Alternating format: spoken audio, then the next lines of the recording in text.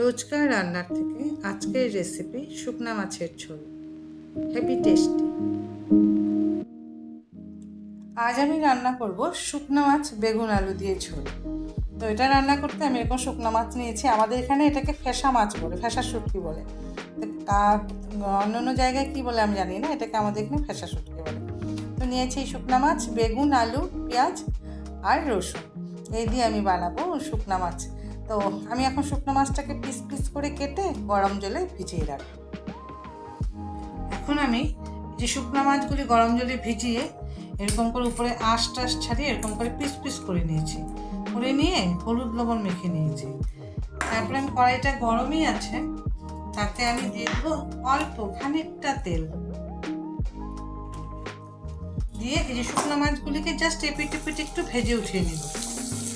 কারণ কি মশলার সাথে দিলে খুলে যায় অনেক সময়, এই জন্য আগেই একটু ভেজে উঠিয়ে নেব।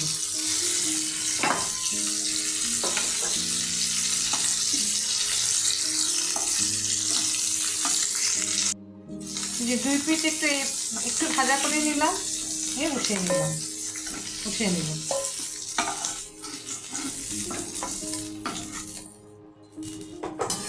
এখন আমি তাতে দিয়ে দিব আর খানিকটা সরষের তেল। তরকারিটা হতে যতটুকু লাগে ততটুকু দিয়ে দিলাম।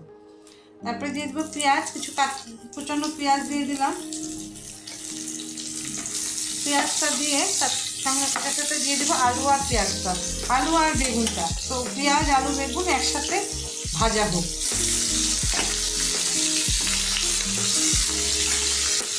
এটাকে আমি একটু ভাজা ভাজা করে নিই। বেগুন আলুটা মোটামুটি ভাজা ভাজা হয়েছে, পেঁয়াজটাও নরম হয়ে গেছে। এখন আমি তাতে দিয়ে দিব স্বাদ মতন নুন, আর দিয়ে দিব হলুদ 1 চামচ, আর দিব লাল লঙ্কার গুঁড়ো একটু বেশি, 1 চামচে উঁচু উঁচু করে লাল লঙ্কার গুঁড়ো দিলাম। আর শুকনো মাছ তো একটু ঝাল ঝাল হলেই ভালো লাগে। আর দিয়ে দিব এখানে পেঁয়াজ আর রসুন পেস্টটা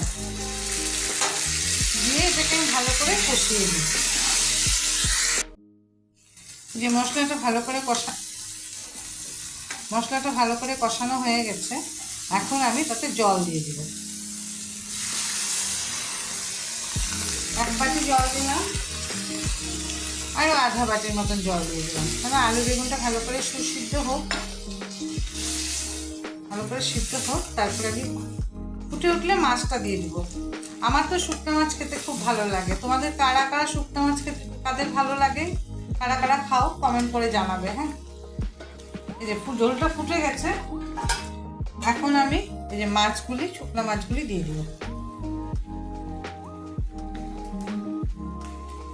দিয়ে মিডিয়াম আছে মোটামুটি 5 থেকে 7 মিনিট রেখে দিই, তাতেই হয়ে যাবে আমাদের ঝোলটা। এই আমাদের হয়ে গেল তরকারিটা। একটু ঝোল ঝোল থাকুক, কেন কি শুকনো মাছের ঝোল দিয়ে ভাত মেখে খেতে খুব ভালো লাগবে। তো আমি এখন অফ করে দিলাম।